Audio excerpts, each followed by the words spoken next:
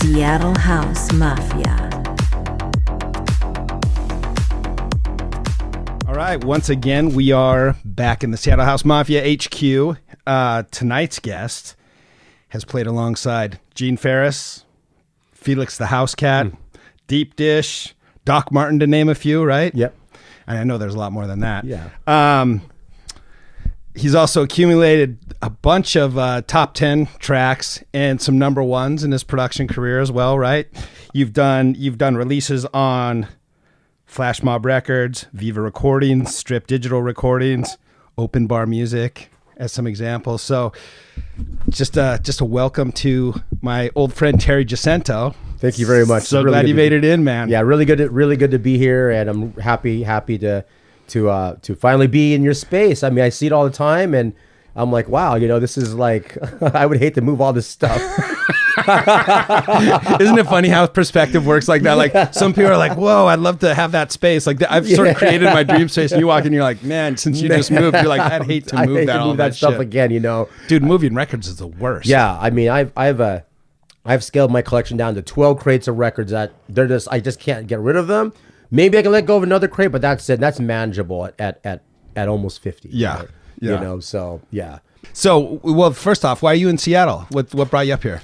Well, so I'm, my mom's up here, and like I was telling Sangdo earlier, love Sangdo to death, and we're just having like conversation about our parents and whatnot. But my mom's getting up there, and she's up here, she's all alone, and she's still super independent, and I just wanted to check on her, and just happened to be my son's spring break.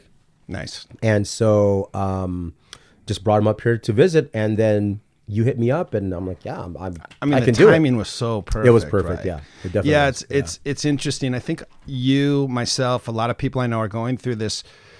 Nobody ever gave us the deal like we're going to have to actually sort of take care of our parents in the end, right? And make sure they're okay. Well, yeah. I wasn't prepped for it either, and I went through a very similar thing until, my mom passed last year, but it was... Sorry about that. No, but I mean, she was 92. Like, she lived a long, full life, you know what I mean? Like, yeah. It's just interesting that it wasn't really in my awareness that I'm going to have to make sure my mom's okay, but we're all going through it. I have so many friends going through this thing, kind of taking care. Well, I think too, like, when you're saying your mom's 92, I know that you and I are like the same age. Yes. I mean, our parents are World War II parents. Yeah, for right? sure. And so my mom always raised me like, don't worry about me. Don't totally just live your life and do what you want to do. And she still kind of does that. I'm like, Mom, why don't you move to San Diego? She's like, what am I gonna do down there? I don't know anybody down there. San Diego's amazing. It's like she's like an old DJ that doesn't want to move out of town. Like, I don't know anybody down there. I want to go to that fucking new city. I wanted to stay here with my friends, and now all your friends are dying, and so it's like, go on. It was the same with my mom. Man. Yeah, it was really amazing. Yeah, but it's actually interesting. We kind of started on this because in January she had an accident.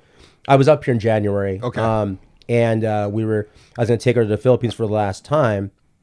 And she had an accident at the airport, so she couldn't actually make that trip. And that was the first time where I was like, my mom's not going to go anywhere. She doesn't want to go back to the Philippines to live with the relatives. She wants to stay where she is. Right. She's been in Seattle for 55 years almost now. So she doesn't know she doesn't know how to live anywhere else. And so now I'm just kind of like starting to have these conversations. I had one actually with my mom and my son last night. There might be a chance I might be moving back to Seattle at some point soon. Right. Right. So, because I'm planning to be here like at least 3 to 4 times a year instead of that once a year trip. Sure. Now that's going to be a 3 to 4 time a year trip. I'm thinking about buying a condo like somewhere in Capitol Hill so I can start my city life when I'm here. Because I can't like live with my mom if I'm here for like 2 weeks. I'll just get fat, bro. You know what I'm saying? I mean, I can't, right? Yeah. But at least, like someday maybe they'll finish that light rail. My mom only lives a few blocks from that light rail in Linwood. I can just hop on that and go see her not get fat. Yeah. Because I'm doing pretty good. Yeah. I'm at my high school weight now. There you go. You look good, man. You look great too. You hit the 50, man. You got to take care of business. And there's a very. Are you 50 yet? I'm gonna be 50 on Wednesday. That's right. We just talked. Yeah, 50 on Wednesday. Yeah. So I mean, on the one hand, like 50's it's amazing that we're 50. I never thought I was going to live past 25. I mean, we grew up in very similar sets, right? Yes, Like, yeah, exactly. We'll talk about that in a second. Yeah. But like once I hit 50, I mean, there's just less margin for error, is what I tell people. That's what it is. Yeah, I mean, it's really you're definitely right. I think like my new girlfriend Karen, and I, we were just talking about this like a couple weeks ago. Like, it's like, you don't want to play games. You don't want to do the dating thing anymore. Dating, that's just I just look at some of my friends who are like in their 30s. I'm like, God, that would suck. It's exhausting when I watch them. Yeah, I mean, it's so I got really lucky. I've been lucky for like 20 something years of my life to have like just good solid like partners, right? But anyway, Karen and I were talking about how now it's like there is no margin for error. It's like this is it. I mean, like are we gonna grow together or what? And I'm just kind of like, I mean, fuck. It's like I'm having this kind of conversation now. I know. You know what I'm saying? It's like, and she got like a fucking piece of mail and was like, she's like, should I join this thing? I read it and I read the letterhead and it was like from the fucking AARP. Oh, dude, I get hearing aid letters. I don't know how I got on this list, but I got like some casket service, some hearing aid. Like, do you want to reserve your burial plot now before it's too late? I'm just like, what's going on? We're really inspiring the fucking youth here, aren't we? We're in it for the music, kids. Oh man, okay. Yeah. Well. So it's funny. So I would love to talk just a little bit of history, like where because I have known you for a long time. It's interesting. I was thinking about this. I've known you for a long time, way before the music stuff, right? Yes, right. And then there's like in my awareness, there's this big gap where I kind of lost track of you. I know we actually played at some clubs on the same bill before, but you were a little bit you had more success, I think, visually in the city than I did. But like. So when was the first time we met? That was what I was trying to figure out. So I think I know, but I'm not totally sure. So I just remember this. So we kind of did know each other through the music, but it was a different kind of music. And for all of you, who want to know what Phil used to kind of wear when he went back in the day, Phil would roll around with he looks the same. He'd wear his fucking beefy white T-shirt just to show off his like his Jason Statham fucking body, and he'd have overalls, but then he'd have one flap down, and then he had like the black Dickies boots, the Doc Martens, the Doc Marten boots or whatever, the steel toe boots. Yeah, for sure. And then and that was kind of like your look. Still wear the same thing. That was the only thing is I keep the other one up now because it's too confusing with this one. Well, I mean, I don't know if you ever, it wasn't you who like was at power plant that one time, and some kid came crying out of the bathroom who had overalls on. And they were like, what happened? And he was like, oh, I have my wallet, my car keys, and like some drugs or whatever. And I undid my overall things, and it fell into the porta potty. It was at NAF. That's what it was. It was at NAF. You can't. But that was you. You learn with the overalls. You don't put shit in this pocket because when you go to the bathroom, Oh my God, man. But we met at if I would have to bet. It was in high school. Yep. And we met at Charlie Files' house. I think you're right. At one of those parties. I think you're right. That's got to be somewhere around that era, right? Yeah, because and I think the people we had in common, I think there was like, the Mike Beals and the Tatsine and the Khalil, and like there was this convergence of Juanita High School and Lake Washington High School where we were down with each other, like, and that was like our senior year, right? And by the way, when I was telling that story about where I met John Lee for the first time, Mike Beal was the other guy in the breakdown that stuck with me, who John Lee broke up at the Omni. The Omni. Yeah, the Omni. And for we're dating ourselves, but there was a club in Auburn. Yes. That was like a over 16. Yes, over 16 club, right? And it was the Omni. It was like my first intro into like dancing and dance music and like techno pop and whatever it was called back then. Something like that. Information Society and all that. Yeah. It was that kind of stuff. It was like Black Box. Yeah. Like CC Peniston, like stuff like that. Yes. And actually my first like actual like club experience before the Omni was at a place called Wanda's in Everett. Do you remember Wanda's in Everett? Dude, I it was never like a went to little, Wanda's. I would go there when I was like 15 or something like that, and I would like had to take the bus somewhere to get because it was like it's kind of in that pocket of Linwood, in between like Everett and Linwood, some weird like pocket, and it was like this like dance club. Yeah. And they played like that's industrial stuff. And there was all sorts of weird people there, right? You know? Right. And then the Omni was a thing. And then it was the Oz. The Oz. That's right. Yep. And then obviously Underground. The Underground was 18 and up. Was 18 and up. Yep. Yeah. And That was U District. That was U District. Yep. So yeah, those were like the first like early kind of days. Yeah, because we were, so if I think back on it, I'm trying to remember. So we were kind of in this whole like convergence of Right. UW and Juanita, and we'd all end up at the same house parties. We'd Yes. actually all caravan. Sometimes we meet in like Yeah. Totem Lake or Yeah. Kirkland. Yep. And like God, now as a 50-year-old homeowner, like I think about 35 V-dub rabbits and bugs and Scirocco's showing up to my house while I'm on vacation and my stupid kids having a house party. Can you imagine? Oh yeah. It gives me anxiety right now thinking about it. No, I remember in my junior year, you might have been at the last year of my junior year. My parents went to work in the morning. I skipped school that day, and a couple of my friends helped me like remove like some breakable stuff in my house, and like all the junior, all the whole junior class from Juanita High School, and maybe some like Kent Lake Washington people came over too, and came party to my house from at like 10 o'clock in the morning to like 3 o'clock in the afternoon, like 300 kids, and like a house in Kirkland with like a 3-bedroom house, right? I mean, we had the hose from the backyard, like someone like probably Aaron O'Connor that did it. Pulled the hose, like she was probably mad at some dude, and she was spraying like the hose in the kitchen. My fucking parents had home at 6 o'clock, and so everyone we kicked everyone out around 3 or 4, and a crew of like 5-10 people helped clean everything up, and that was it. And it was like hush. It wasn't like the parents like left for the weekend. No, the parents left for work, and we had a fat party. But that was fucking cooperation, right? That's like coordination to party, right? Like right. I used to, and these are high school kids. How fucking how did that happen? Nothing got broken. Nothing got stolen. Nothing. It's that Gen X work Yes, ethic. exactly. Don't fuck with the Gen X people, right?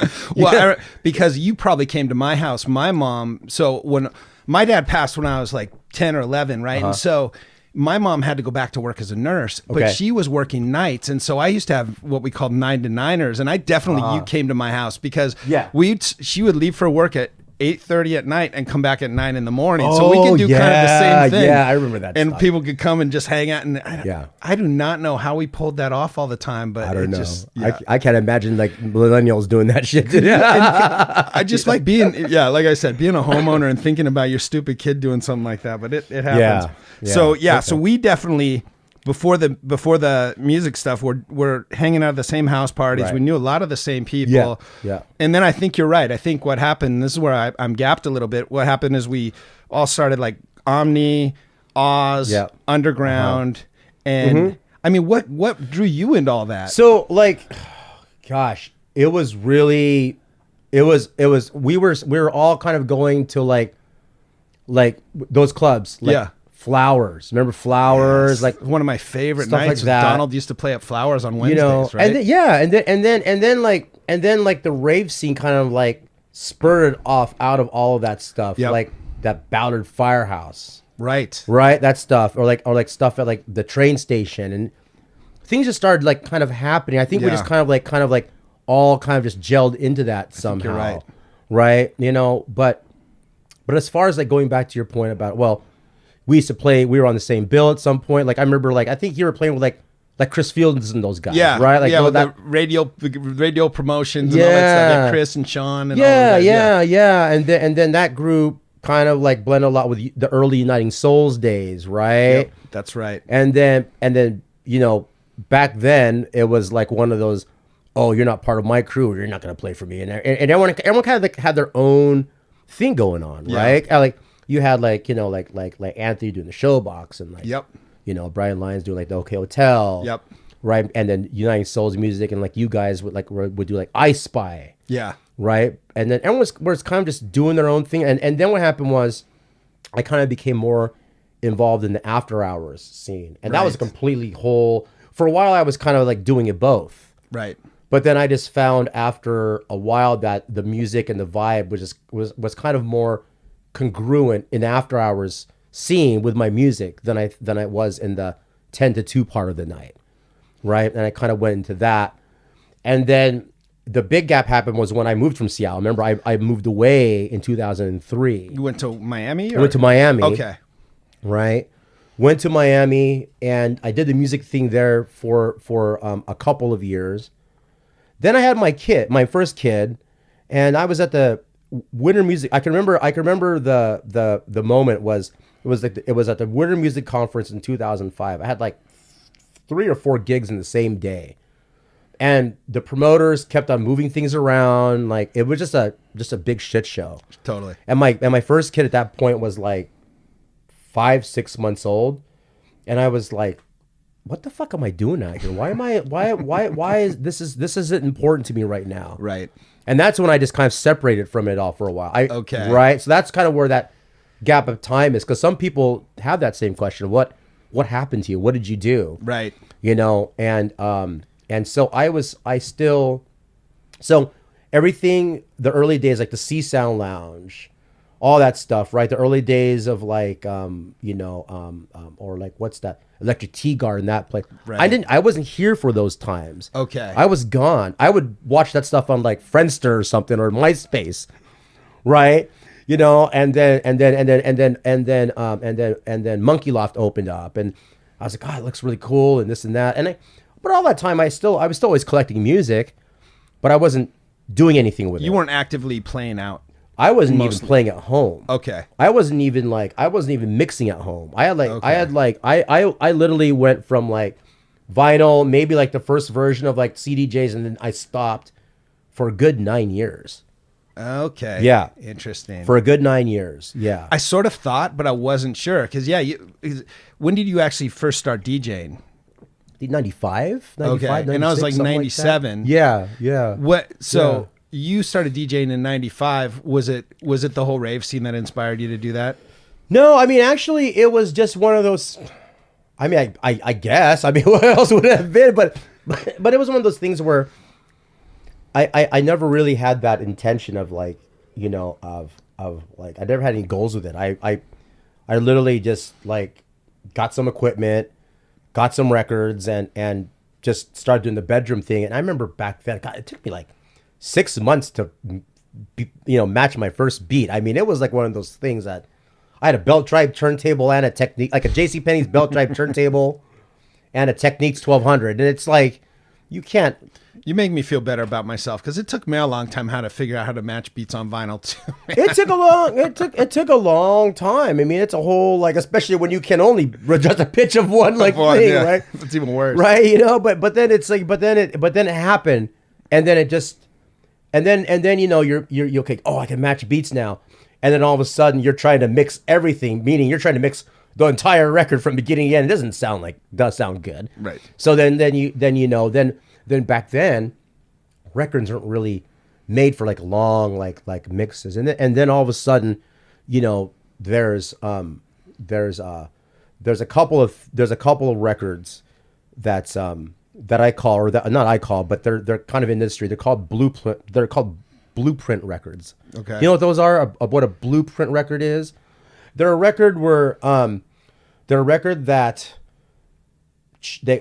kind of changes the definition of either a genre or the way like songs are made. Right. And you probably have this record in your collection. One of them is Halo and Hippies that hear the sound. I definitely have that one Siesta. It was like that tracky long tribal thing that just goes on and on and on and on and on, and then I think from there that kind of coincided with the early days of like Chus and Sabalos, and that's when kind of like that whole progressive house, tribal progressive thing, kind of like became more structured, and then you notice that records became more like, instead of being 6 minute long songs, they were like 9 minutes now. Right, the nice long intro, nice long outro. Yeah, right. A little more predictable. Yeah, I know what you mean. You know, because in like the early 90s, it was like you're doing radio mixes. Yeah. Still, For you sure. know, right? Yeah. So, Okay, no, that's helpful. Okay, so fast forward, we go to 2000, like 3, 5. You're in Miami. You're not doing. I'm not doing anything. Yeah, like, and also too, like the people that I had a pretty good network of people, that I was working with. But all of a sudden, within like a year's time, everyone I was working with like moved. They moved back to New York. They moved to LA. So kind of my personal and professional music network kind of broke down pretty quickly. Okay, if that makes any sense. And Miami, it's very at that time, even more so than Seattle, it was very hard to break into the local scene. I mean, you're going up against Oscar G in space. I mean, you know, he's going to be, if he wants to play 8 hours, he's going to play 8 hours on that main floor. You're not going to get the opening slot. Right. You know, he opens and he closes, you know what I mean? Yeah. So like you got those established, like really established few DJs, you know, in that town at that time. And the town, I mean, thankfully for the town, and I think that's why Miami has such a good music scene, was they were very loyal to their locals. And I started seeing that in Seattle just from afar when I was gone. Right. You know, because remember back in our day, it's like, you know, we'd be playing all of a sudden like that. It's like someone bringing the headliner that played at whatever club, and they're like, hey, they're going to play now. And we're like, wait a second. They're not even on the flyer. Remember that? Like, there was like no respect for anybody. You know, I remember, I hated seeing that I hated seeing like my friends. Thankfully, it didn't happen to me. But I'd see some of my friends who were like up and coming DJs who'd bring like 50 people to the club. But then all of a sudden, another promoter with a headliner, they want to play. And then the promoter of the party that my friend was playing at, who had brought all those people, got kicked off the decks. Right. Right. You know, they didn't do that shit in Miami.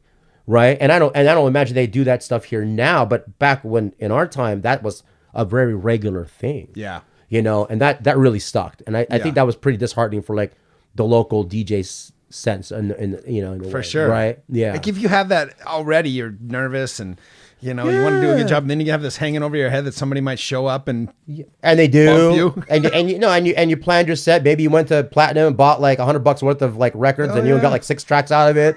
You know what I'm saying? I mean, right? Yeah, you know, it was definitely a different time and day. But Miami was really tough to crack. I got lucky. I met a few really key people that moved away and ended up doing stuff in other cities. But like I said, it was just a family thing. I kind of like reprioritized my family at that time. And as you should. Yeah. But you weren't producing then, though. Nope. Okay, so it wasn't like coinciding. It was all DJ stuff to when? Till 2000 whatever. Till 2005. Yeah, it was just all DJ. I mean, I would try to produce some things, but remember back then, I mean, you were dealing with like Reason, Ableton before you can even export anything out of Ableton. I mean, you know, it was like you would make sounds in Reason, and Reason sequencer was crap back then. It was like a graph paper. You know, remember that? I couldn't even wrap my head around Reason. You couldn't wrap it, you know. I so bought it. It was just, I was like, I don't know. So like my whole workflow was like make the sounds in Reason, export into Pro Tools, because Pro Tools had like a nice like sequencer back then. But still, it was just one of those things where, you know, I didn't know how to finish music back then. I remember back then, it's different than today. I mean, today, like back then, people had their techniques and they had their secrets, and that was their secret sauce. I mean, right? I mean, you know, you weren't encouraged to share knowledge back then. Now it's really key. If you're not sharing any knowledge, you're not getting followers on Instagram. Yep. So it's really easy to find knowledge nowadays. I mean, there's a lot of great knowledge out there. You know, I don't even ask my fucking friends anymore how to make a bass line. I just type in YouTube how to make a house bass line, and and there's a downloaded template for you, and you can just download it and just make it your own. So I think that's a really big key difference. And I think for me, I just didn't have the patience, I want to say, not the discipline, but the patience to finish music like I do today. Right. You know, or the knowledge either. Or the knowledge. Or the knowledge either. Yeah. So, well, when did you then start producing? So really, I really started producing probably seriously producing 2018. So just for some reason I thought it was much longer than that. So 2018. Nope. Yeah, 2018. Like I finished my first like actual song. Like I was like, wow, I actually can can put this out. This is something that I'm proud of. And I've been working kind of with that same formula ever since.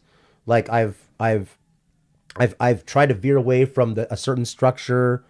Cause it's I was talking with a really nice gentleman today about, he sent me some tracks, and he said, hey, Terry, I get some feedback about these tracks. I'm not really good at breakdowns. I'm not really good at that stuff. And I listened to his tracks, and I said, yeah, you're right. You don't have any tension. You have really good elements, but you got to build tension in your music. And that's where, and it's really about not like putting a bunch of like 20, 50 different, things together and just making this monster wall of sound. It's about using what you have. And I always say the magic happens with the automation. And if you could get really good at automation, you can have only a few elements and make them sound different and build tension and build texture in your music. Right. And so when I finally learned to do that, that's when things just kind of started like taking off. I started finishing tracks faster, but I stick with the same basic structure. So if you listen to all of my music, they kind of break down in the same way, they build up in the same way, they drop in the same way.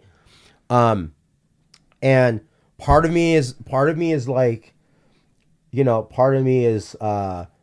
thinking that maybe I gotta do something new or whatnot. But yeah, at the same time, I'm like, it's nowadays it's when you produce, it's about speed, about how long you get something out. Right. Because there's some, like right now I'm really struggling with a project, and it's coming to the point where I like it. I know it's not my best work, but I like it. I'm gonna put it out, but I'm struggling to get to that, like to get it over the hump. Okay.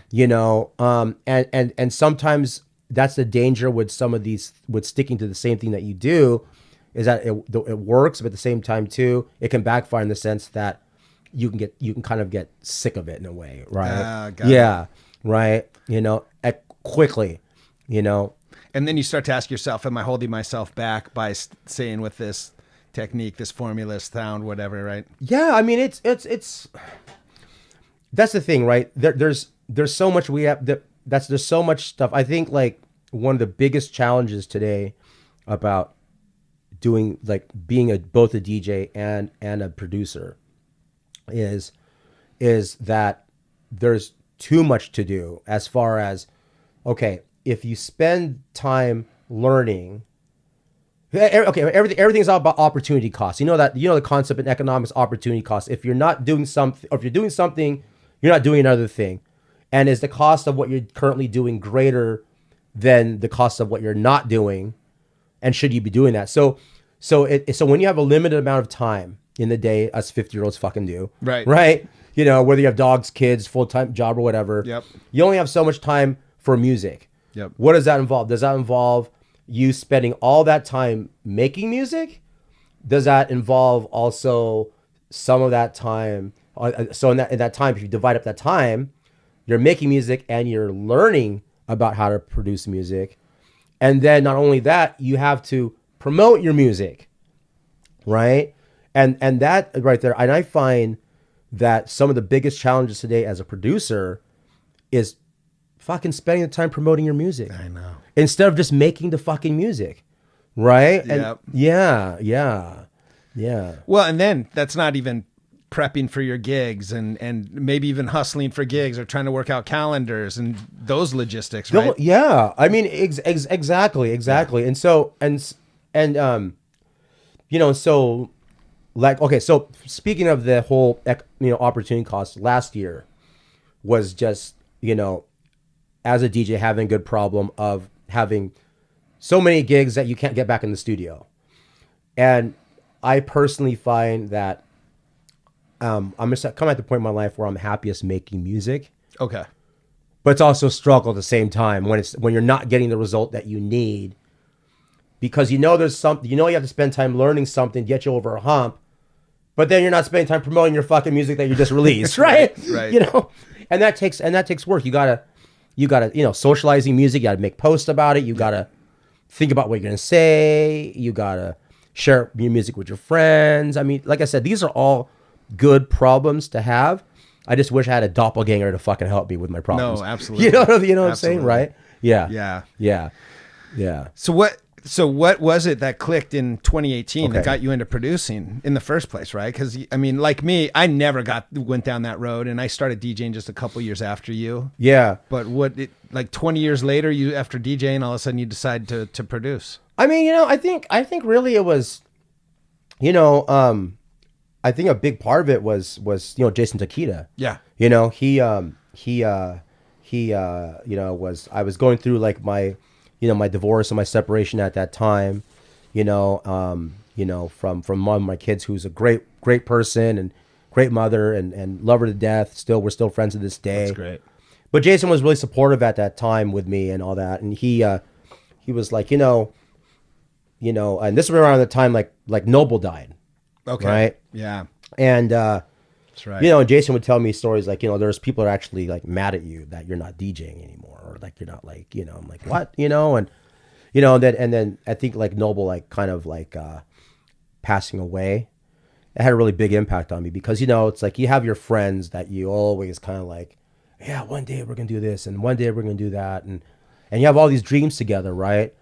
And I think a big part of it was I didn't want to let those dreams like die.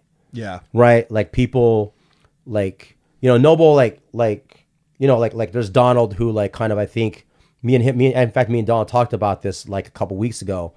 Actually a couple months ago after his birthday, in December, about like how, we had like people, like 20 people in the house all from San Diego, didn't really know our history. And we're sharing our history. And I tell them, well, Donald really taught us DJs how to, in Seattle, kind of how to be dominant behind the decks, like have a really dominant like stage presence. Not like Donald, not Right. throwing your hands up in here and this and that, Yelling at but you people. got to have something, Yeah. because back then it's like Donald was such a force of nature, and he still is. Such a force, man. And like people didn't want to open for him, they didn't want to follow him, so you really had to think about what you're gonna do. And I think as a collective, out of everywhere I've been in the world, not like I'm a fucking globe-trotting Jamie Jones, but I think that Seattle DJs probably are as a group are probably some of the best groups as probably some of the best DJs in the world as a group. Yeah. Right. Like because Donald, you couldn't fuck up. Right. And so and you're talking about guys like like us, or guys that learned how to DJ back when he was around here. Yeah. Right. And you had to have something about who you were behind the decks that wasn't him, but that was good enough to keep people's attention. Right. Right? I mean, I've been like, look, 20% of my gigs back then that I got was because Donald didn't make it to the gig, and I had my records in my car. And I remember this one time at Contour, Donald was supposed to play, and I can't remember who was promoting the show, but Donald was stuck at the border somewhere, couldn't make it or something like that. So I got my records in the car because the promoter was like, "Terry, you got your records?" I'm like, "Yeah." And so I got my records in the car, and and some kid was front and center. What the fuck is this? This isn't Donald Glaw. What the fuck? No. Like yelling. Yeah. Like in like full club, Contour back then, it was like packed, right? Yep. Who the fuck is this? What the fuck, right? And I'm sitting there, I'm trying to fucking mix my first record and this and that. He's still yelling. He gets closer. Fuck this. I came here to see Don. What the fuck? And then by the third record, there was silence. And then by the third record, I looked and he's looking at me like, oh yeah. Like that, right? All right. Right? And he was okay, but that was kind of like, you had to like kind of like bring it. You had were to in the bring trenches, man. You had to bring it, and then obviously Wesley, Wesley was, as one of my early mentors, he taught me about just keeping shit simple, and being perfect with your mixing, right? Like, you don't got to do all this scratchy shit or blah, blah, blah. Yeah. You can still like rock the crowd by being perfect with your mixing. But Noble, though, he really was the one that really taught me how to tell the story with your music. Right? So I always, like, whether I'm playing a DJ set or making music, I always think about like, you got to tell that story.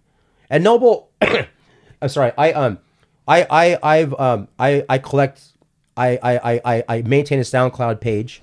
I raise money for it every year, and like the community here always like gives $5, $10 or whatever to pay for a SoundCloud page. Kind of feel kind of responsible for keeping his like music alive, just through that small way. And it's really funny because, not funny, but I know that Noble, like, just being with him so much, he always has CD for something, some event. Like if he got together with a girl, you know, he'd like make a CD for her, and all of a sudden it's like, okay, you know, he's with a new girlfriend because he made this CD. Now everybody has it. And you know, Noble didn't really talk a lot, so everyone knew how he felt through the CDs. Wow. And conversely, when he'd break up with some girl, he'd make a fucking CD, wouldn't give it to the girl, but like would give it to everybody else, and you knew what the story was behind those CDs. So he made these personal CDs for a lot of different people. A lot of them weren't really widely circulated. Okay. Right? And so randomly, like maybe once a year, someone will hit me up and say, hey, I found the CD from Noble, and it'd be just for them. Right? And it'd be this gem of a story that he made just for that person. Yeah. And I put those up on a SoundCloud page. When I digitize them, make sure, cool. You know, a lot of them are scratched up and I have to like fix them and stuff. But yeah, so he really taught me how to tell the stories. And so going back to he and I just spending a lot of time together and what I do with my music now, a lot of it's because just to keep his spirit alive and just to kind of keep those promises that we made to each other. Like, this is what we're going to do someday, and we're going to do this. And, you know, and slowly and surely enough, those things are coming to fruition. Wow. Right? You know? That's pretty cool. Yeah. So, yeah. If it's too complex to talk about, but I'd really love to understand, like, when you say tell a story with your sets or with your music, or how Noble did it, like, can you describe that a little bit? Yeah. Like, what are you thinking about? What's the process? Well, I think a big part of it is playing some music that people know you by, right? Like I'll play people, like the other night in San Diego at a party, I was playing a song, and the girl was like, God, you always play this song, but here she is grooving to it. Of course. You know, she's not like, you always fucking play this song. She's like, you always play it, but she's grooving to it, have a good time and all that stuff. I think that's part of it is building an identity with your sound, right? There's some guys that like, and you know, and that's okay. And there's some people that just every gig they'll go to Beatport, they'll download 20 new songs and they'll just play that, and that's their set. And there's nothing wrong with that. That's what they do, and they do it well. Me, I'll play the same shit. Depending on what I'm playing. Like I'm not gonna play the same song every set, but if I play like a deep house set, you will probably hear me play a song I've been playing for 5-6 years during a deep house type of set. Got it. So I think really like creating your identity through music by playing things that people know you by, right? And then obviously finding music that's congruent with who you are, and then when you tell that story, it's all about, I mean, I know it's cliche, it's about, you know, it's about the vibe and this and that, or it's about how you feel, but it's really a combination of what's going on in that moment, you know? Yeah. What's the story of the moment now? Right. Not what's my story, not what's my girlfriend's story, or the person I broke up with, or the person I danced for. What is our story, right now in this moment, you know? And what can we all capture together as, you know, as a DJ, as someone on a dance floor? What can we make this a moment about? And how can we like make a memory together that's going to haunt us for the rest of our lives? Right? That's what that is all about. And you know, yeah. No, that's so cool. It's there. So a couple things. I think when you're talking about that, I started to think maybe some of this comes from the vinyl days, right? Yeah. Because A, the shit was expensive, you know, and B, you know, we were up at Platinum every Tuesday or whatever the new stuff came in, and you would find those signature records. Yeah. Like I remember, because I would break into a little bit of Latin, you know, when I was playing vinyl a lot, right? And I always had that Afro Medusa, right? Like that was like one of my sort of signature. I'm gonna throw this, but it's time, you know. But maybe it's a little bit of a hangover from the vinyl days, but it really, but more. I do appreciate the depth that you went into, because I think also a lot of people who DJing is more accessible now, which is great. Yeah, right. And producing is more accessible, which is great. But I also feel like maybe some of the the emphasis on the music and why the music maybe is lost a little bit. Like, Oh yeah. and I just feel like in general, maybe I always say this and it almost sounds like prickish, but like, I don't really want to deal with you if you don't love the music. Like, if you're not doing Right. this because you like, we are music lovers. We were music lovers before house music, Right. right? Yeah, Like, exactly. hip hop, Yeah. whatever, Yeah. like new wave or whatever was the thing. You fall in that same crew that I knew guys from your school. I think Bernie. You remember Yeah, Bernie? Bernie. Yeah, Bernie Bell. Yeah, I yeah. remember he wouldn't eat lunch so he could Yeah. buy the new Tribe CD. Yeah, like that's a music lover, yeah. dude. Like, yeah, that was how I was. How was when I was same. when I started buying records. It's like I was on that tuna and rice diet. I mean, I'm telling you. fuck it, I wouldn't pay bills. I'd have like $1,000 power bill. I just fucking get out of platinum. same. I mean, and you want to know what? I mean, it's like, and speaking about like, when you'd be down there on Tuesday, hey, I was the guy when I found a song that I really liked. I didn't want anybody else in the city to have it, so I'd go to every record shop and I'd buy it. I'd fucking buy it. If I saw it again, like You were the guy. I would buy it, And I remember this one time it was hilarious. I had this girlfriend. She was mad at me, and I was at work, and she, we got in some argument on the phone, and she was like, "If you don't come home now, I'm gonna scratch your Raw Soul True Science record, right? You know that record, right? Yeah. Like that one on Leaf, like everybody wanted for like a while, right? Yep. And she was like, okay, whatever. And I didn't. She thought I was gonna run home from work and just clock out and run home from fucking Macy's or the Bon Marché downtown or whatever it was Right. called. I didn't come home until after my shift and open my door, and there she was with my Russell record with a key. I'm gonna fuck you, blah blah. I'm gonna scratch this if you don't say you're sorry or something like that. And then she was expecting me to react, and I'm just like, yeah, whatever, that's fine. She's like, she looks at me and then she kind of like, relaxed, like, what do you mean? And I'm like, and I go to my record fucking shelf and I had 5 copies of that shit. Go and scratch. I got 5 fucking copies. You bought them all. I bought them all and all. But I mean, that I think that's very emblematic now of what, I'm sorry, that was very emblematic of what was going on back Right. then. When I went back to when you had your secrets, Yeah. you had your secrets. And if you're really a greedy motherfucker with your records, you buy a white label and put that shit on a fucking Moody record and like write some other shit, like you call it something else. Some people train spotting it. They're like, oh, it's that. And you're just like, yeah, Yeah. That's right. so But I funny. mean, now it's like there's so much music, but there's a lot of good music out There's a there, which lot I of good really love. Like, I know that I think the worst part was going to like platinum and like listening 3 hours to a stack of records and thinking you're gonna spend your whole paycheck on 5 records, but it didn't happen. That's Yep. the worst. That's the worst. Now you can find very easily a lot of stuff, which is good and bad. Yeah. Yeah. Yeah, I mean, it's almost overwhelming sometimes. I was telling you earlier when you first got here, like one of my favorite things, you just run whatever, somebody's top 100 playlist or somebody's charts or whatever. And when I'm working, doing super boring shit, and I know Paul does this too. Uh-huh. Like we're very habitual about this.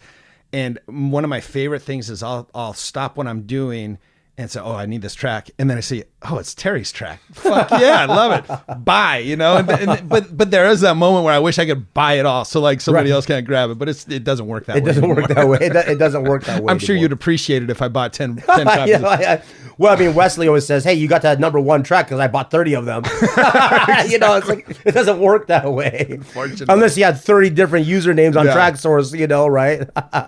Like, Yeah. I remember I sent you that video when I was playing that set on Woodby Island. I do the thing out on the Yeah, balcony. You'll have yeah. to come up sometime, and it's beautiful. It's fun to DJ out Yeah, there on looks great. my patio. But I played that track, and I didn't even realize it was your track till I rewatched the video, and I was like, "What track is this?" My wife comes and gives me a kiss, and that was literally one of your tracks. And then I had sent you the little clip of the video. That was, I remember that. It's it's so pretty nice, amazing. yeah. Like, but that was like total surprise. That was not planned.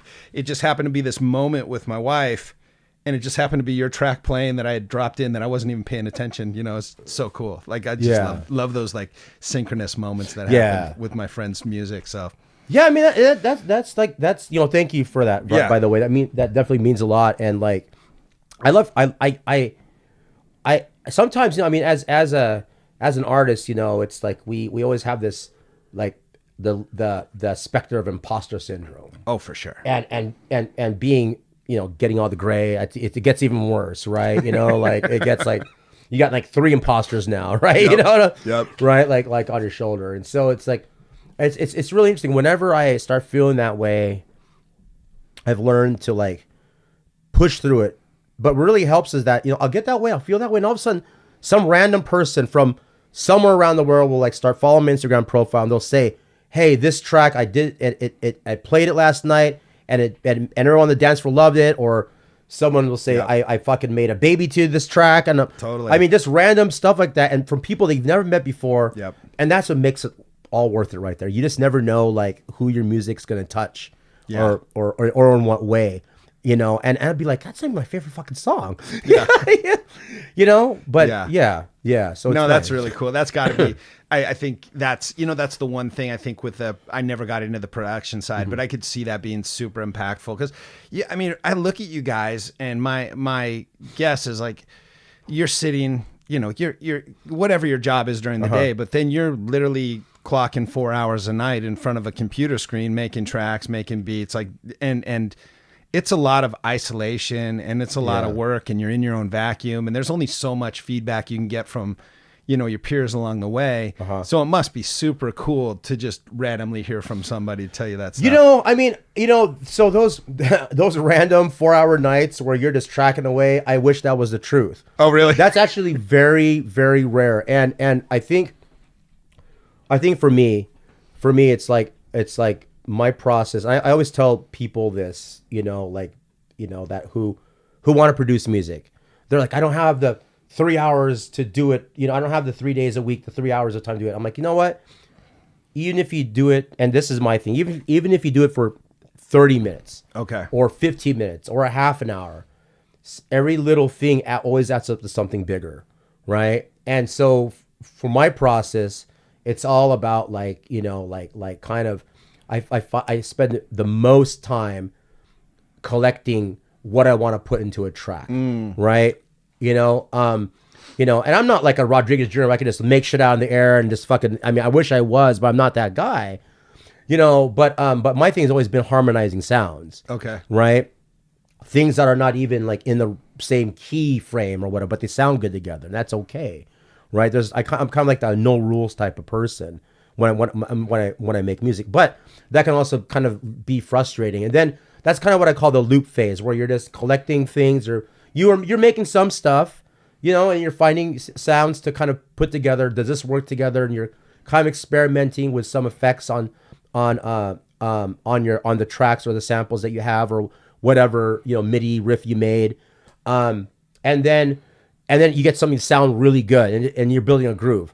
The scariest part about producing music is you're getting this groove, you feel really great about it, you spent like a few days making this groove, but then you have to take it apart to make it into a song. And then sometimes and it's like with this one project, I got the groove going. Oh fuck, this is gonna be great. I can make 3 fucking songs out of this one.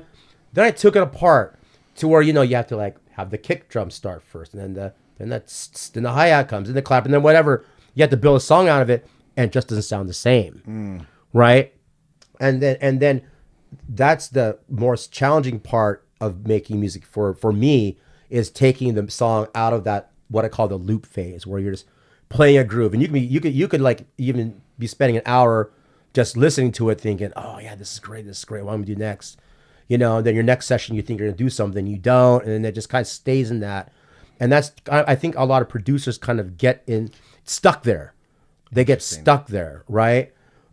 And so, sorry. And so you have to like, once you get out of that phase, and then you have to make the hook, the breakdown. Okay.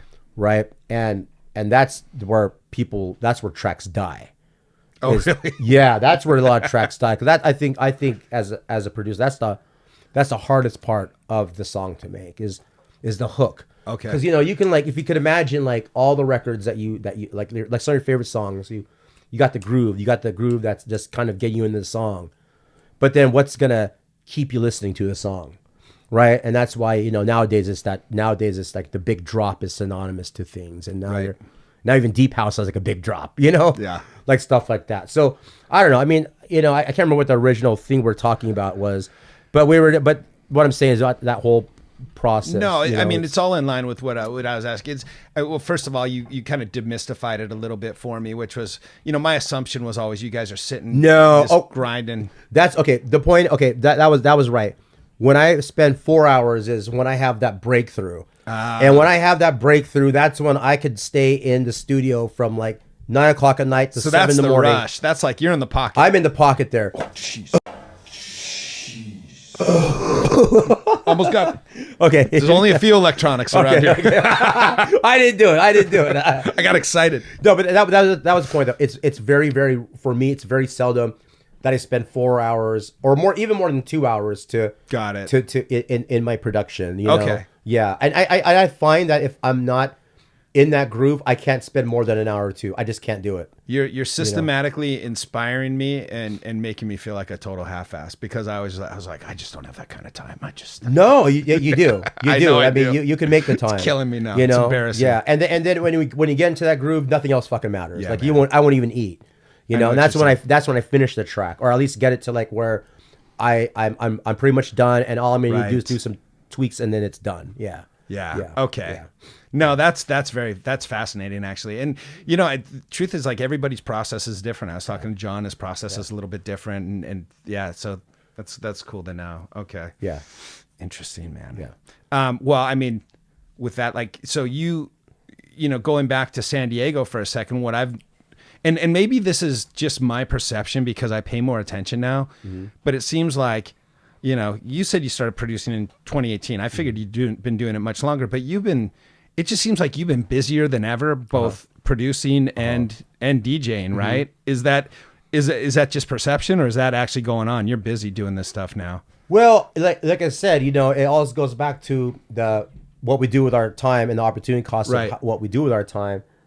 I think I did a lot of production during COVID year because we were doing events. I mean, I was doing the Dance Classique Wednesday live stream because we just wanted to keep the whole Wednesday thing going. And then there was undergrounds and break-ins that we would do and get shit for. Oh God, you guys are super spreaders and blah, blah, blah. You're killing grandma. You're killing people, you know, and all that stuff and very polarizing stuff. But you know, it's like, dude, when you're passionate about something, you're gonna find a fucking way to do it. I know. You know, and you're not gonna care. I mean, what it is, you're gonna find a way to do it. And I think last year was in the last like 4 years, we'll call it 5 years now of producing music. I think last year was probably my slowest since my first year as far as producing tracks because of all the events I was doing. I see. Okay. Because it was like COVID, so COVID's done.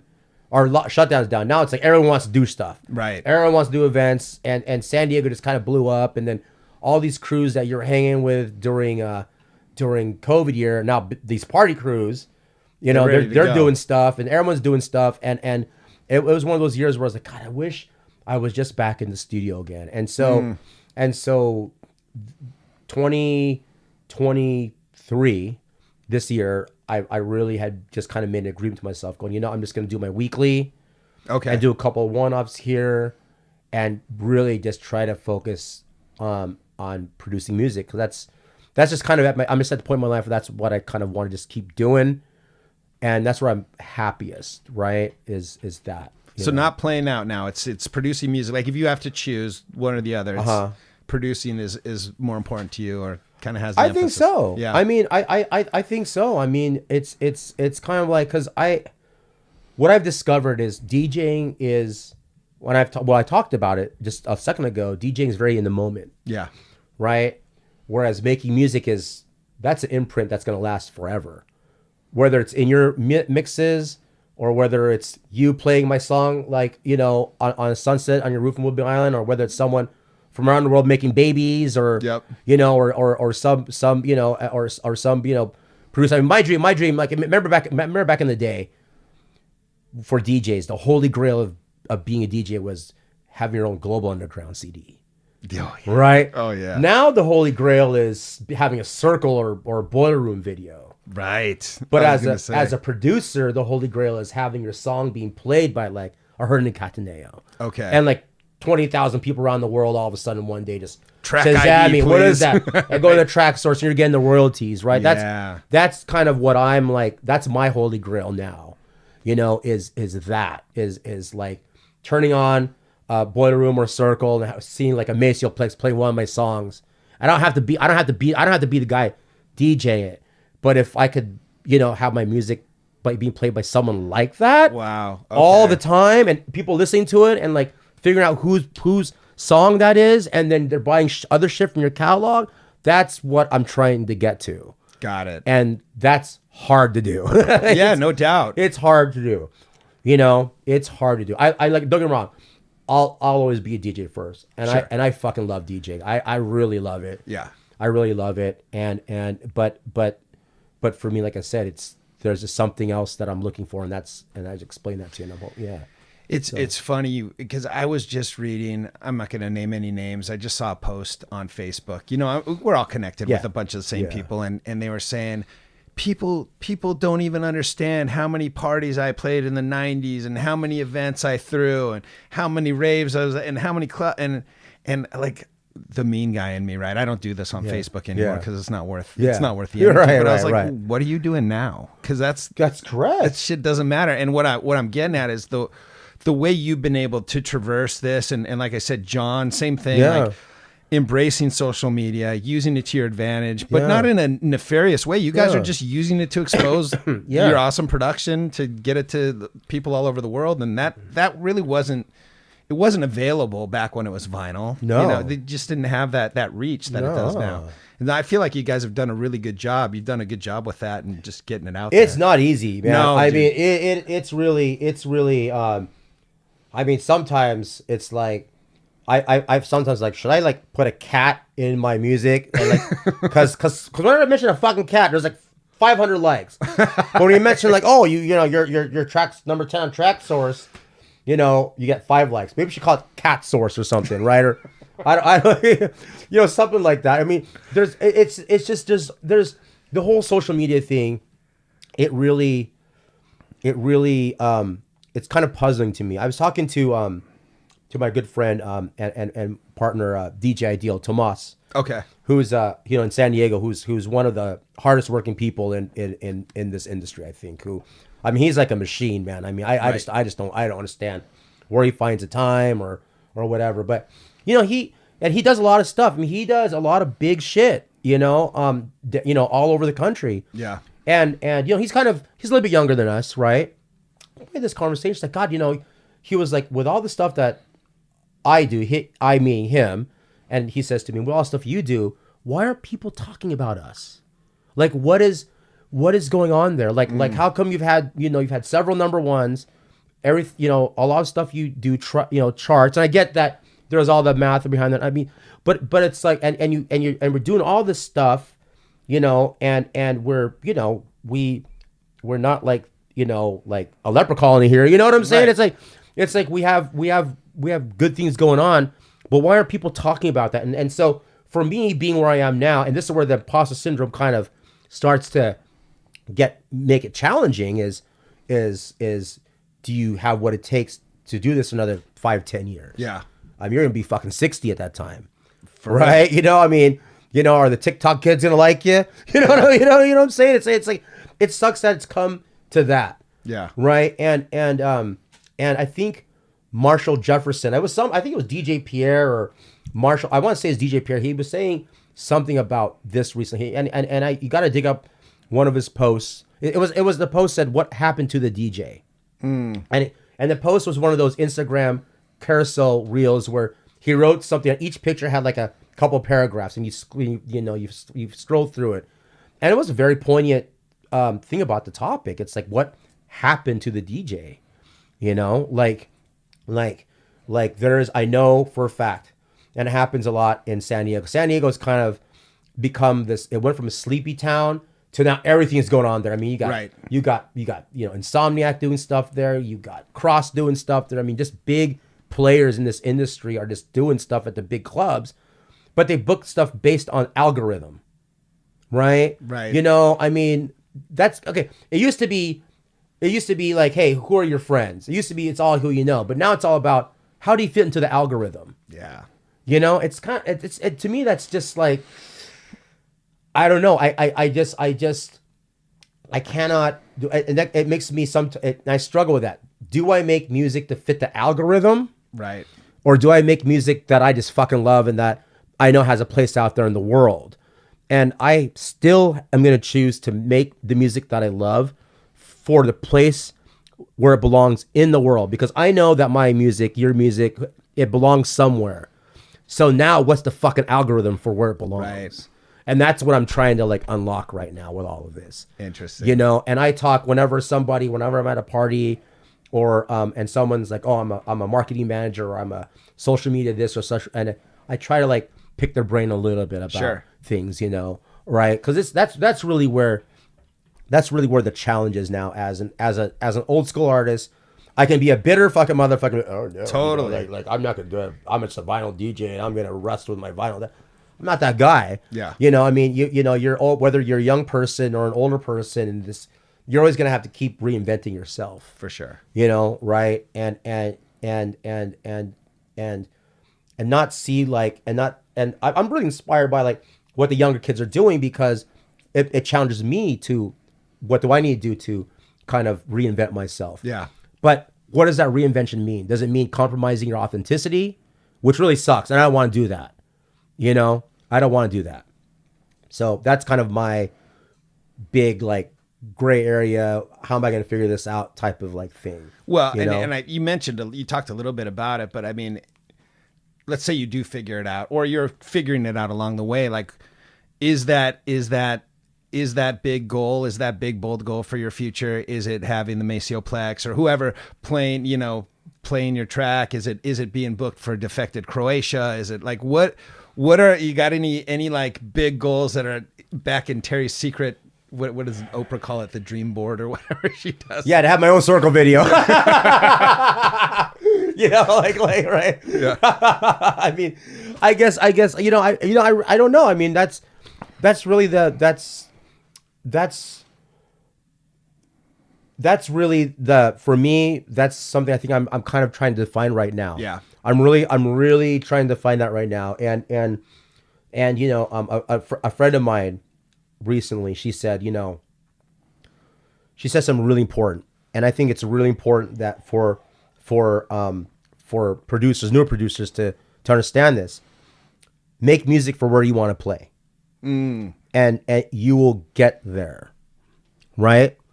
The thing is about me and the music that I make is that it doesn't really fit anywhere. Like I can honestly say that if I put out a techno track, it's not really a techno track. Right. It's just kind of categorized into it because it's the thing it sounds like the most. Right? You know, like there's always like a hint of progressive in my stuff, but it's not progressive house. Right. Right? So the challenging thing for me is now it's like, do I start my own label and I literally like a few months ago bought the domain name for my future label, but I also understand how much work that is. For sure. So now it's like, because having a label, it is like a small business. Oh yeah. Right. And fortunately, I have some resources and some guidance down in San Diego to help me kind of springboard that. But then it goes back into the opportunity cost of the limited amount of time. If you're not DJing, you're not producing music, now you're working on this record label, you're not doing any of the other things, and you still have to promote your music. Yeah. Right. So yeah, it's just, I need like fucking Bitcoin to go up to like $10 million, and I can just do this shit for the rest of my life and shit my pants in my fucking studio chair and just make music. And but I mean, you say that, but I do think because of the labels that have picked you up that I mentioned in the beginning, the people you've played with, which I know is just a sliver of who you've played with. Yeah. I think it is because your sound, it's hard to define what are you, tech house or whatever, like, and it depends on the track too. Right. I think you slide in nicely to these different scenes, and people don't even know it before it's too late. You see that, and you want to, and that's the effect that I want. But in a world of algorithm, how do you market that? Right. You know, like I'm like a chameleon. Yeah. You know, literally, it's kind of like global fucking warming, right? You know, it's out there, it's a problem, but no one wants to pay for the fucking solution. You know what I'm saying? You know it's gonna happen, Like literally, it's kind of like that. Yeah. Like it's in that weird thing. So I'm really that's one of my. If you were gonna ask me that piece of paper, what's your challenge right now? That's the challenge. Yeah. It's like, like I've actually I have a lot of stuff that I haven't released. Yeah. Because I've been aiming it towards like bigger labels, but it doesn't fit quite there. Right. And I'm trying to find the big labels right now where my music fits. And there's so many fucking labels out there. I mean, there's just like, Yeah. I mean, you can spend a whole night doing research on what label send your music to, but then that's the night you're not producing music. Sure. Right? It's like, so Well, is there a fear that, like, let's say a big label picks you up, but they're like, yeah, but he's inconsistent because one time he'll make this more progressive track and then he'll make this more deep track, and we just don't know like where he falls. Is that the worry? Well, I'll tell you what. The worry is this. I recently made a track that, and I'm not going to say what label it was because I'm actually friends with this person on Facebook, the label owner, and going back to Noble. Yeah. Right.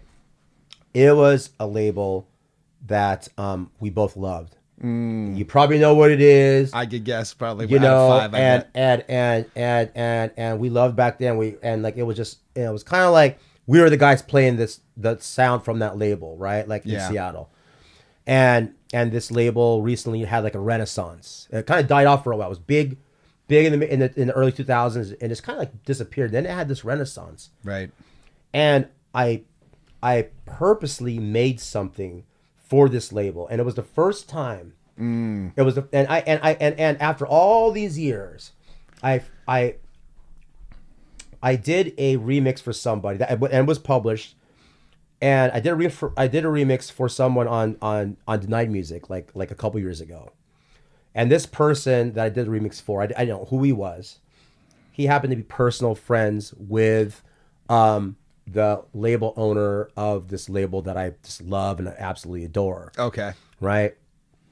And I built a personal connection with him through like the label's Facebook page. Really nice. I mean, like as genuine as the music as they put out on their label. And got it. And I recently made something specifically for that label, and it was the first time I had made something specifically for a label that was specific to my sound. Okay. And I thought for sure they're gonna pick it up because it felt like, because you shaped it. I shaped it. Yeah. And it felt like what the label is, or what it used to be, or what I remember it was, right? And I thought for sure, I was fucking feeling it in my bones. When I was in the Philippines, I made this track, and I'm gonna fucking play tonight too. Yeah. So Nice. I was feeling it in my bones, and the guy's now label partner didn't like it for the label, and I was absolutely fucking crushed. Wow. When that happened, I thought, because it was one of those things where I thought for sure, like Yeah. 100%. I mean, like literally, I was in tears thinking that it was gonna get signed. Right. Just because the stars were aligning for it. It was a track that came together so easily. It has a story. It has a background. I've been a fan of this label for fucking 25 years. I've got like a stack of this many of their fucking records. Yep. Right? I'm in this Facebook group. Have a personal connection. Did a remix for this fucking guy's friend. Right? Right. So I thought for sure it was gonna happen, and it didn't happen. And I have not shopped that track to any other label. And it's just sitting in my thing, and I don't know what to do. I mean, I know eventually. I always have faith that, you know what, your music's gonna end up where it belongs. Right. It's gonna end up somewhere. I mean, it's gonna end up somewhere. But that was a fucking crushing thing. Wow. Yeah. That was really like, man, that was a crusher right there. Well, I was going to ask you about that too, because I didn't know if the level of rejection, if it still hits you, and B, does it hit you hard when your music's not picked up by a label, or is it just when you have that intention that is so targeted? See, that's a really good question, because that's such a really good question, because when you send out your stuff, I mean, labels, number one, you got to respect them because they're getting like tons of fucking music. Sure. I mean, like, and then the good thing about that is the more music you send out, the more you find out who listens to your music, and And then you start building a personal connection with that person, even though they're rejecting your music, right? Yeah. And if you're lucky enough, they'll give you feedback. Most of them don't, though. Most of them don't.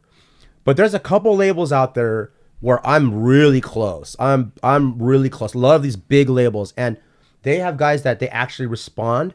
But that's like maybe like 5% of labels you send your music to. Okay. Sometimes they don't listen. Most time they don't listen to it. Sure. Sometimes they do, but you never hear from them. But they listen to so much stuff. Yeah. Right. And so like I never send my music on a Friday night. I never send it on a Monday morning. I always send it in the middle of the week. I always find out where the label is headquartered, and I time my email so that they get it like first thing in the morning when they have the best energy, not when they're pissed off and they want to go home or whatever. Then you have labels like Glasgow Underground who have people that actually, there's like an army of people that just listen to shit, to demos. Like, wow. Like the fact that it has like labels or people, A&Rs that like there's 10 of them that just listen to stuff. That's just their job. And then they give it to like, they give it to the final decision maker. It has to go up a chain. But most of the music that I put out, I've had a personal connection somehow to that label. Okay. Right. And that's always helpful. Yeah. Right. So, but that's really, as far as the rejection thing is, it's that for that one label I was mentioning, that was tough. Yeah. But for other labels, no, it's not, because I know it's a business. And even with that label I was mentioning, I know it's a business too. I mean, there's only so many tracks a label can put out each year. Yeah. Depending on the budget of the label, depending on how big it is, obviously. Right. Some labels only put out tracks once a month. That's all they can afford, because there's so much that goes into marketing the music, making them, doing radio stuff, promoting it, doing artwork. I mean, there's only so much budget that labels have. So, I definitely don't take it personally, or at least I try not to take it personally. Yeah. And you maybe a dumb question, but when you come up with a track, right? A Terry Jasinto track, do you send it out to like 5 or 10 different labels, and just and kind of rattle the cage, see who comes back? Yeah. I mean, it's all about like, so I have a list of labels, right? That I shop, or that I know their sound, or that I have artists I buy music from that are on those labels. Okay. Right. And then I just have a list of like maybe like 50, 60 labels, right? Of labels. And then there's top tier ones, mid tier ones, whatnot. Like I said, it all depends on the track, and it all depends on the intention, and some tracks I'll be like, you know what? It's good for this label. It's a local label, and I don't even go down the list. Right. I don't even, because I know it's just going to be good for that label. It'll work for that. It'll work for that label. Or obviously, when you do remixes, you have to do it for that label that does remix. But then those mix stuff that you make and you hope it gets to a certain thing, and you just go down the list and then you send it out. There's a good website called Label Based.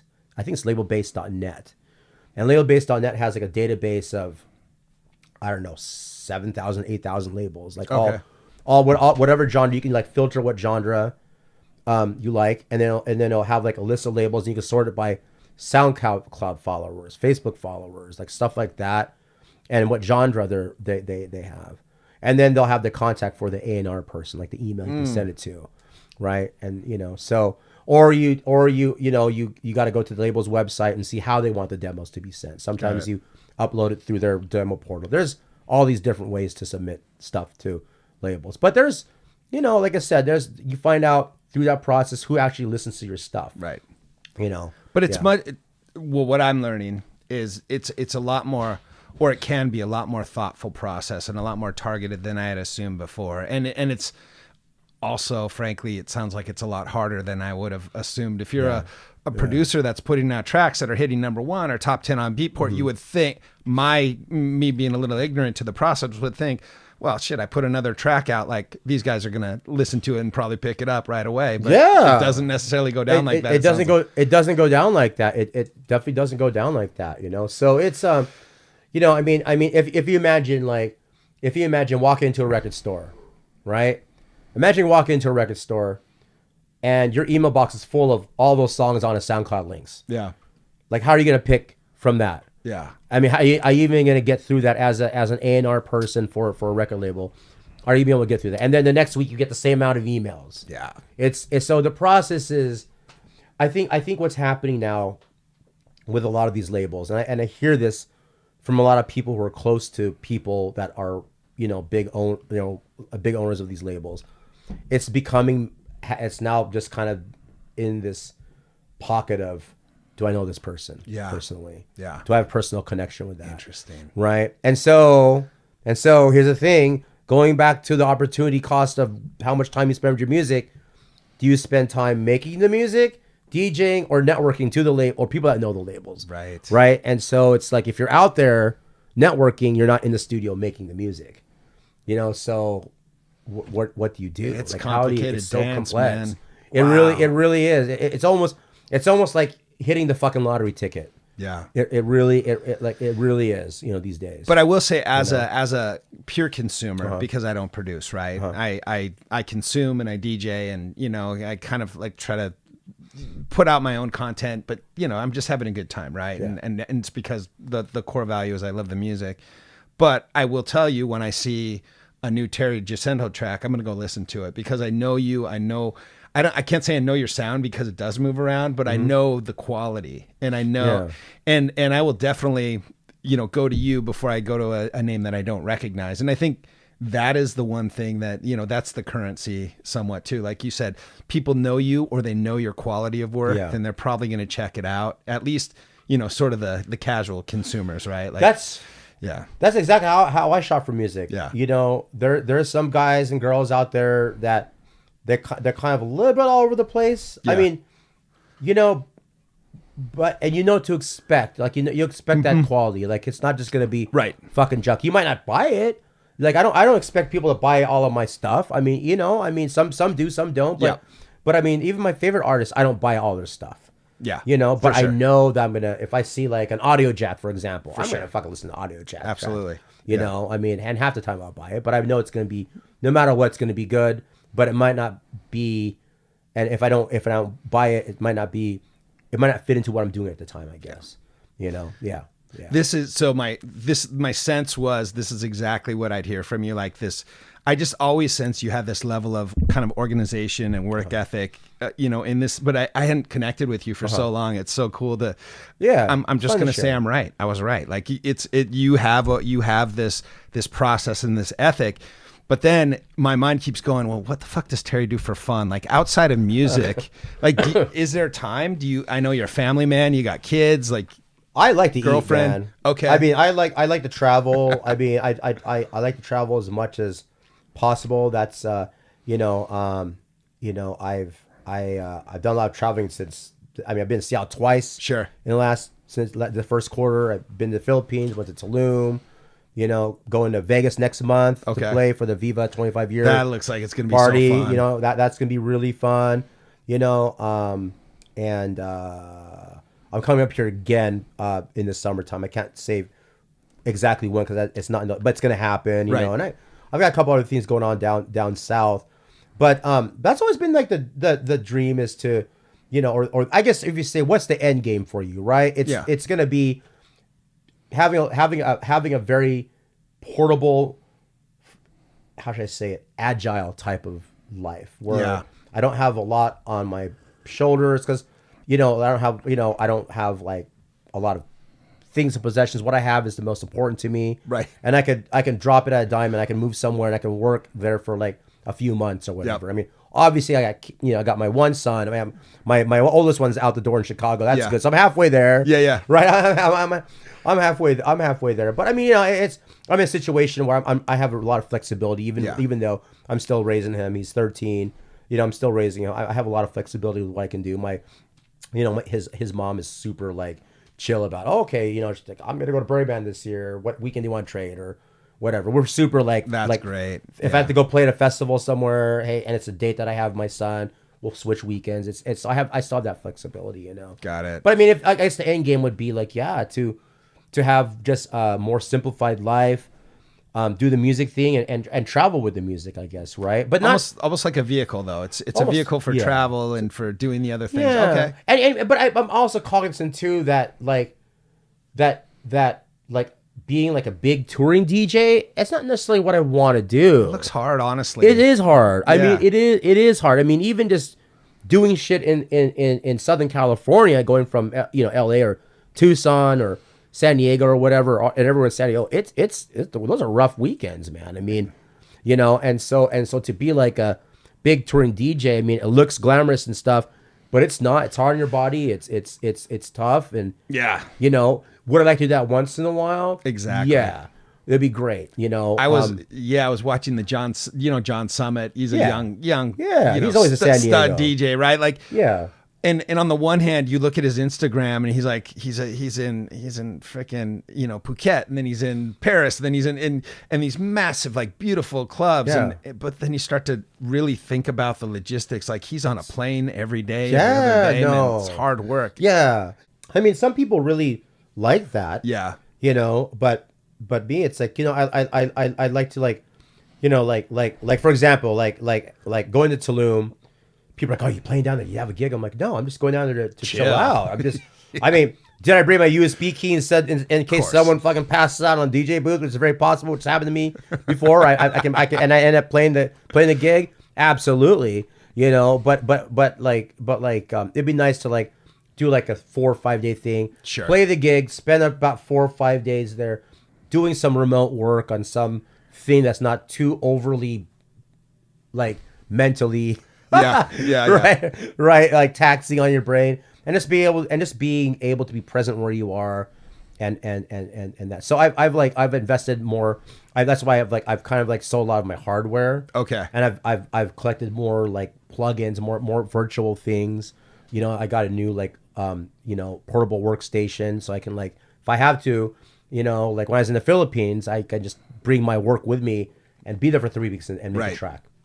Right? And Nice. then and do my work remotely or whatever, and be somewhere. I think that's really the end game to this all. Yeah. Right? Yeah. I mean, the one thing that I haven't heard, which I really dig, and I didn't know if I would or not, is like, you have a competitive spirit about the whole thing, but you're not in that, like, that anxious, sort of bitter, competitive place that some of the people I talk to who are our age, who are still, it feels like they're kind of hanging on to the music thing, mostly nostalgic, like they're not really progressing. They just kind of wish they wish it was like it used to be, and Yeah, but don't we all fucking wish that? a little bit, Don't we right? all? I wish my knees didn't hurt, but fucking Seven Fisher made a song about it the way we used to do it. I mean, it's like, Totally. I mean, there's always the nostalgia, and that's gonna kill you. That For like, sure. like nostalgia is fun in the moment, but it's the killer of joy. Yeah. Because you're living in the past. Yeah. You're projecting in the past, and you're projecting too much in the future. And I've really look. I used to be one of those bitter motherfuckers. I mean, I used to. I went through it too. I think we all do, right? And some of us are more public about it than others, right? But I think really it's if you just master just living in the moment, in the here and now. Yeah. And I've just recently gotten to that phase where I can at least do that a little bit. Yeah. It really helped me a lot. Because it's like, why spend an energy like hating and like being a keyboard warrior, and you should be fucking like, instead of typing, oh, I hate the CDJs now, you should be like writing fucking, typing in a new whatever in Ableton or something like that, or Right. typing a new automation. I mean, that's how do you want to spend your energy? Yep. And if I'm gonna go down, I'm gonna go down swinging doing work. Yeah. Love So it. yeah. Well, I think, well, I want to get you behind the decks. Okay.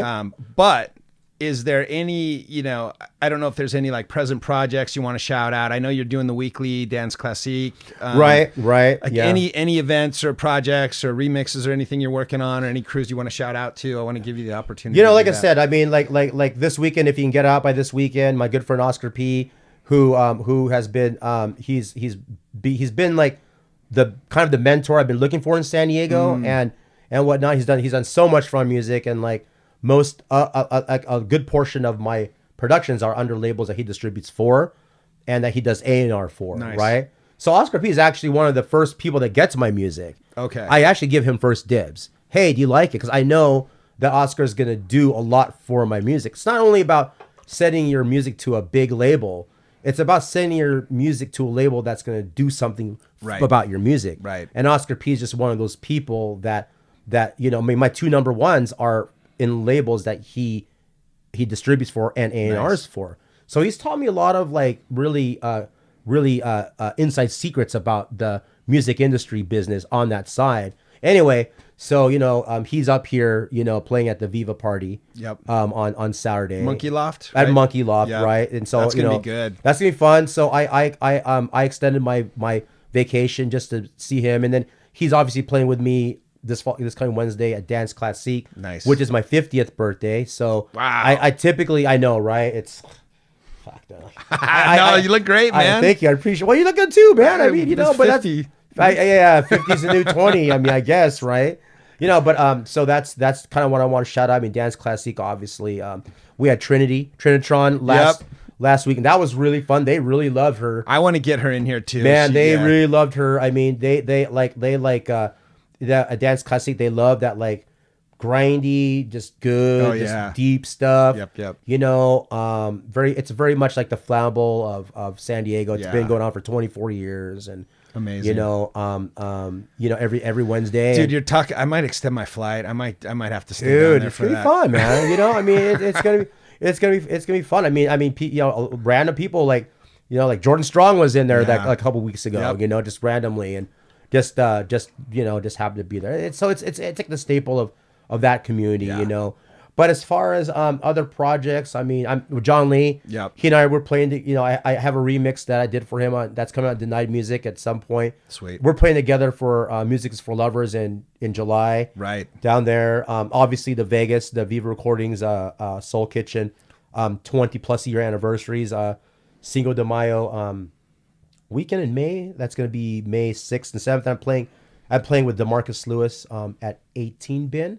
On Sunday, DeMarcus played for Dance Classique like 2 months ago. Actually, he was playing for us recently. So cool. I stuff. mean, as far as the second quarter of this year, I mean that's really it. And as far as like music projects are going, I'm spending some when I get back home.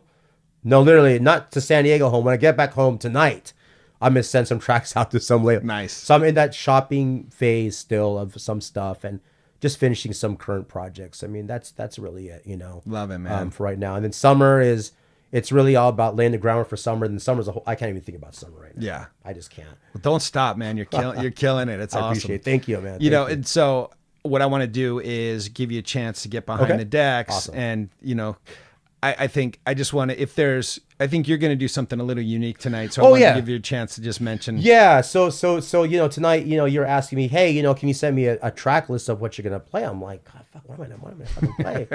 I'm like, you know what? I've actually never played a set that's entirely my productions. So I'm going to do it.